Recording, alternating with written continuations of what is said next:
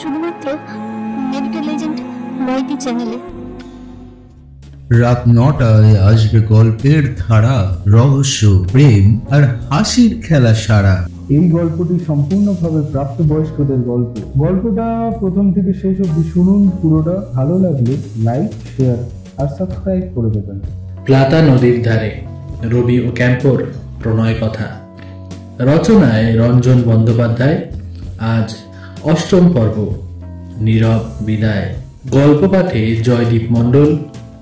চরিত্রে রবীন্দ্রনাথ, জয়দীপ মণ্ডল এবং প্রতিমা সুপর্ণা মিশ্র। শুরু হচ্ছে নীরব বিদায়। 1912 16 জুন, 2রা আষাঢ়, রবিবার। সবে সন্ধে নেমেছে লন্ডনে, কিন্তু গ্রীষ্মের বিলেতে সন্ধ্যারাতের মায়াবী আলো অনেকক্ষণ বিছিয়ে থাকে আকাশে। রবীন্দ্রনাথ চেয়ারিং ক্রস স্টেশনে পৌঁছে খবর পেলেন travelling agent Thomas Cook and Bloomsbury হোটেলে তাদের জন্য ইতিমধ্যে ঘর বুক করে রেখেছে। চেয়ারিং ক্রস থেকে তাদের ব্লুমসবেরি যেতে হবে টিউব রেলে।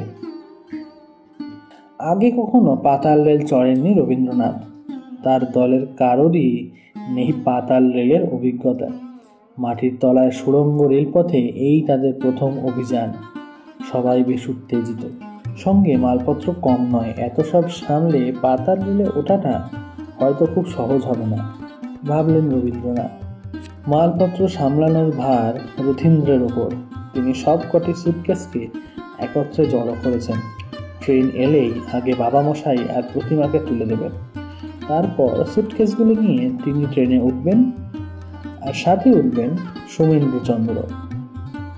একটি অ্যাটাচি কেসকে অবশ্য রবীন্দ্রনাথ নিজের হাতেই সর্বদা ধরে রেখেছেন, মুহূর্তের জন্যেও হাত ছাড়া হচ্ছেন না।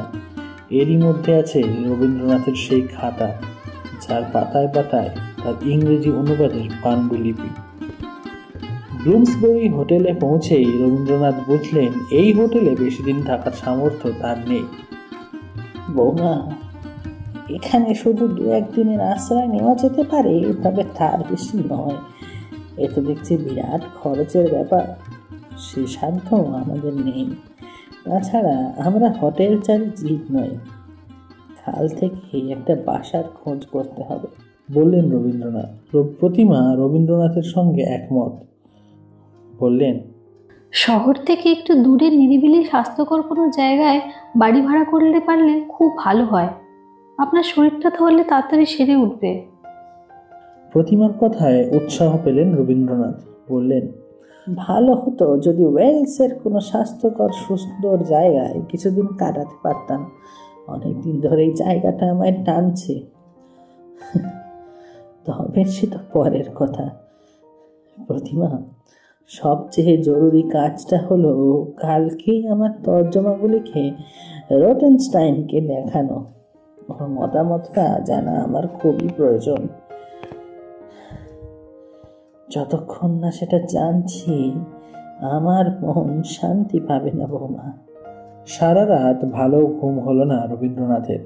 হোটেল ঘরে তার চিরকালের অস্বস্তি, তাছাড়া অস্বস্তির সঙ্গে মিশেছে উদ্বেগ।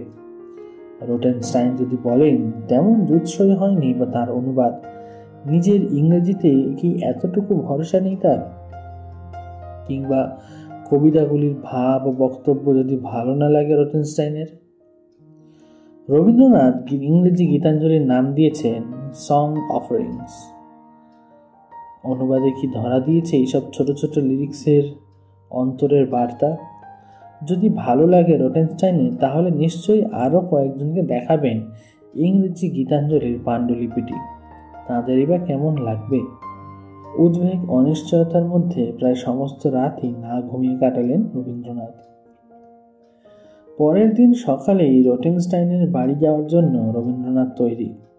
পাতালপুরীর নলের ভেতর দিয়ে এই ইংরেজ শিল্পীর বাড়ি যাওয়ার বিশেষ উত্তেজনাটিও তিনি ছাড়তে রাজি নন।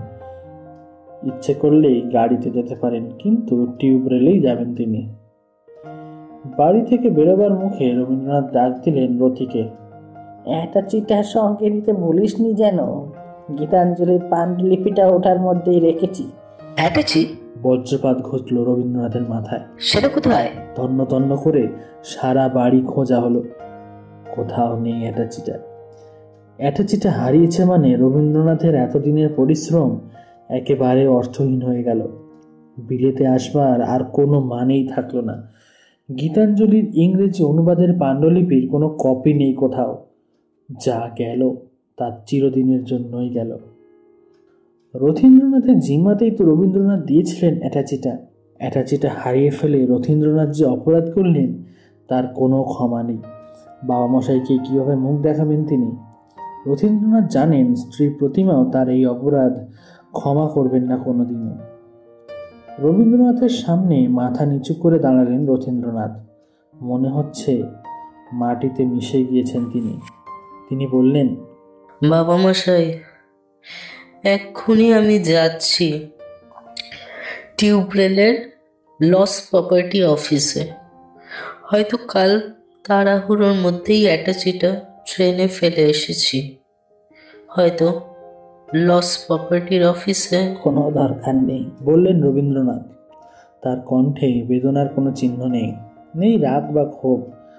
যা ঘটেছে তার যেন কোনো গুরুত্বই নেই রবীন্দ্রনাথের কাছে। বাবা মশাই, আমি জানি আমার অপরাধের কোনো ক্ষমা নেই, তবুও যদি এক চেষ্টা করি, যদি পাওয়া যায়। তোর কোনো অপরাধ নেই রথি, ওটা হারাবাড়ি ছিল, হারিয়েছে ব্যাস, ছুকে গেছে। এক প্রকার ভালোই হয়েছে, এটা নিয়ে দুঃখ করার আর কোনো মানে হয় না। রথীন্দ্রনাথ আর কথা বাড়ালেন না, সোজা ছুটলেন টিউব ট্রেনের লস প্রপার্টি অফিসে এবং সেখানে পৌঁছেই প্রায় সঙ্গে সঙ্গে ফেরত পেলেন হারানো ধন। সে যে কি গভীর স্বস্তি রথীন্দ্রনাথের যখন বাড়ি ফিরে রবীন্দ্রনাথের হাতে তুলে দিলেন গীতাঞ্জলির পাণ্ডুলিপিটি। পুত্রের হাত থেকে হারিয়ে যাওয়া খাতাটা নিয়ে ঈষৎ হাসলেন রবীন্দ্রনাথ। সে হাসি দেখা দিয়েই মিলিয়ে গেল তার চোখে। গীতাঞ্জলির এই হারিয়ে যাওয়া ফিরে আসাটিকে তার মনে হলো ভবিষ্যতের দ্যোতক। তার আর কিছু করার নেই আসন্ন ঘটনাস্রোতে ভেসে যাওয়া ছাড়া, ভাবলেন রবীন্দ্রনাথ। কয়েক ঘন্টা পরের দৃশ্য, তিনি রোটেনস্টাইনের বাড়িতে। বহুদিনের লন্ডনবাসী কেদারনাথ দাশগুপ্ত তাদের পথ দেখিয়ে নিয়ে এসেছেন। রবীন্দ্রনাথের সঙ্গে এসেছেন আরও দুজন, সোমেন্দ্রচন্দ্র এবং রথীন্দ্রনাথ। একটা ঘটনা মিশে যাচ্ছে অন্য ঘটনার সঙ্গে। রুদ্ধশ্বাস গতিতে বয়ে চলেছে এই ঘটনা স্রোত। এ এক জাদু বাস্তব। রবীন্দ্রনাথ মূল পাণ্ডুলিপিটি তুলে দিচ্ছেন রোটেনস্টাইনের হাতে। ঠিক সেই মুহূর্তে তার মনে হচ্ছে এক ম্যাজিক রিয়েলিটির মধ্যে ঢুকে পড়লেন তিনি। তার চোখের সামনে খুব দ্রুত বহমান অপ্রত্যাশিত ঘটনা প্রবাহ। রোটেনস্টাইন রবীন্দ্রনাথের ইংরেজি অনুবাদে গীতাঞ্জলির পাণ্ডুলিপিটি পড়তে পড়তে মুগ্ধ, বিহ্বল, বিস্মিত। টাইপ করিয়ে পাণ্ডুলিপির 3টি কপি তৈরি করছেন তিনি। পাঠাচ্ছেন ভুবন বিখ্যাত ব্রিটিশ কবি উইলিয়াম বাটলার ইয়েটসকে, দার্শনিক লেখক স্টপফোর্ড অগাস্টাস ব্রুককে, অক্সফোর্ড বিশ্ববিদ্যালয়ের কবিতার অধ্যাপক ও শেক্সপিয়ারিয়ান স্কলার অ্যান্ড্রু সিসিল ব্র্যাডলিকে। Yeats, Brooke, Bradley. গীতাঞ্জলি পড়ে এরা সবাই একসঙ্গে মুগ্ধ, উচ্ছ্বসিত। গীতাঞ্জলি পৌঁছচ্ছে royal society of literature of the united কিংডমের অন্যতম সদস্য স্টার্জ মুরের হাতে। তিনি জানেন 1913 নোবেল প্রাইজের জন্য সোসাইটি প্রস্তাব করেছে বিখ্যাত ইংরেজ ঔপন্যাসিক টমাস হার্ডির নাম। তবু স্টার্জ মুর সম্পূর্ণ এককভাবে প্রস্তাব করছেন রবীন্দ্রনাথের নাম। To the Secretary of Nobel Committee of Swedish Academy, Stockholm.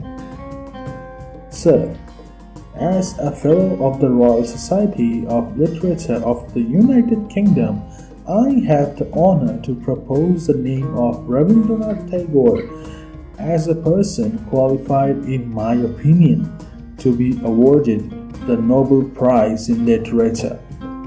Rabindranath ফিরে এসেছেন শান্তিনিকেতনে।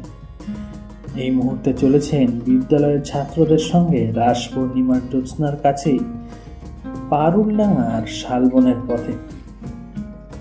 গরুর গাড়িতে তার সঙ্গে ইংরেজ বন্ধু রেভারেন্ড E.J. থমসন। গরুর গাড়িতে চলেছে ডাকঘরের পাশ দিয়ে। ডাকঘরের এক কর্মী ছুটতে ছুটতে আসেন তাদের দিকে, তার হাতে একটি তার বার্তা। রবীন্দ্রনাথ গাড়ি থামাচ্ছেন, তার বার্তাটি নিয়ে পকেটে পুরে রাখছেন, পরে পড়বেন। ইংরেজ বন্ধু বললেন, এখনই পড়ুন। রবীন্দ্রনাথ পড়ছেন জ্যোৎস্নার আলোয়। Swedish academy awarded you Nobel Prize Literature.